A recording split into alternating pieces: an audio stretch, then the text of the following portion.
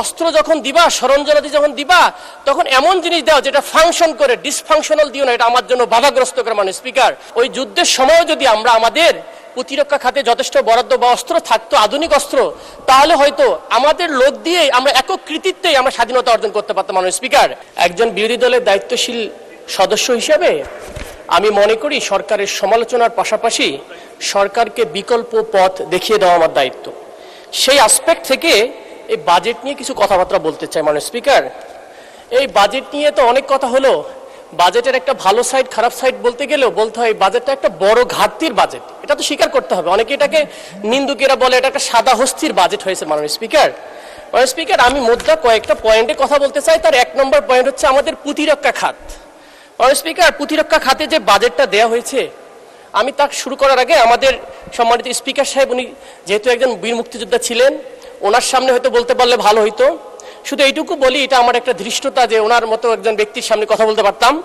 কিন্তু আমরা দেখলাম ওই যুদ্ধের সময়ও যদি আমরা আমাদের প্রতিরক্ষা খাতে যথেষ্ট বরাদ্দ বা অস্ত্র থাকতো, আধুনিক অস্ত্র, তাহলে হয়তো আমাদের লোক দিয়ে আমরা একক কৃতিত্বেই আমরা স্বাধীনতা অর্জন করতে পারতাম। মাননীয় স্পিকার, যেমনটা যদি ওইটা হয়তো, যেমনটা আমাদের শহীদ প্রেসিডেন্ট জিয়াউর রহমান, তার একটা কামালপুর যুদ্ধের সময় উনি ইন্ডিয়ান পক্ষ থেকে একটা ওয়্যারলেস দেওয়া হয়েছিল ওনাকে, ভাঙা ওয়্যারলেস, যেটাকে উনি রাগ করে ফেলে দিয়ে ইন্ডিয়ান কমান্ডোকে বলেছিল অস্ত্র যখন দিবা, সরঞ্জামাদি যখন দিবা, তখন এমন জিনিস দাও যেটা ফাংশন করে, ডিসফাংশনাল দিও না, এটা আমার জন্য বাধাগ্রস্ত করে। মানে স্পিকার, কেন এই জন্য বলতেছি, আজকে আমাদের প্রতিরক্ষা খাতের যে বাজেট দেওয়া হয়েছে মাত্র 42 কোটি টাকা। মানে স্পিকার, 42,000 কোটি টাকা, যার মধ্যে 35,000 কোটি টাকায় শুধু পরিচালনা ব্যয়, কিন্তু মাত্র 7,000 কোটি টাকা দিয়ে কি আমাদের প্রতিরক্ষা হবে? মানে স্পিকার, এই প্রতিরক্ষা বাজেট দিয়ে যে আমাদের আধুনিক অস্ত্র কেনা হবে, এই অস্ত্র তো প্রতিরক্ষা দিবে শুধু আপনার আমার সবার এই 350 জন সংসদ সদস্যের এলাকার মানুষের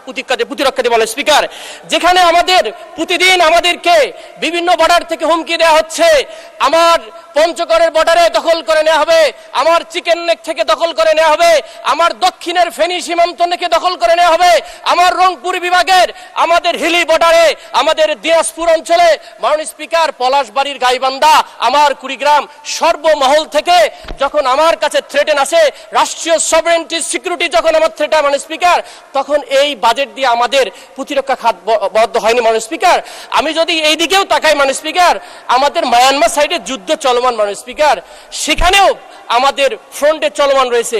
পার্বত্য 3টা অঞ্চল, 3টা জেলা, যেখানে তিনটা বিদ্রোহী গোষ্ঠীর বিরুদ্ধে, কুকিচিনের বিরুদ্ধে আমাদের দুইটা ডিভিশন, আর্মি ডিভিশন কাজ করতেছে।